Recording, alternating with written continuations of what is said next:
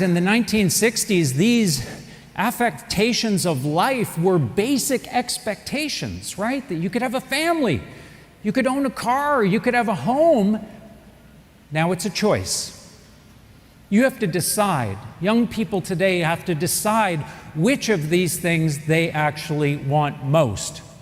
But that hasn't stopped real estate prices from escalating much, much, much higher than the growth of wages or inflation. And to the extent now that young people are saying, you know what? I just don't think it's going to happen. I don't think I'm ever going to own a home. Anyone in the room from Home Depot?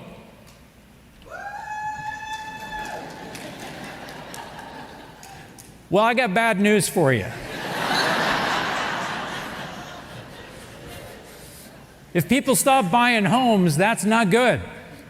So we have to be very conscious of that social condition. Babies. Young people today are saying, you know what, the prospect of having children is just too economically burdensome. Don't think that we're going to be able to afford babies. So if you're in the baby furniture business, that's not good news. Fuel prices going completely out of whack compared to both inflation and wages, to the point where people are saying, there's no way I can afford to own a car. Anyone here from Canadian Tire? Bad news. Right? We need people to be buying these things. We need people to be having families and homes and automobiles. We are coming from a place where capitalism raised all the ships in the harbor to a place where there are only yachts and life rafts.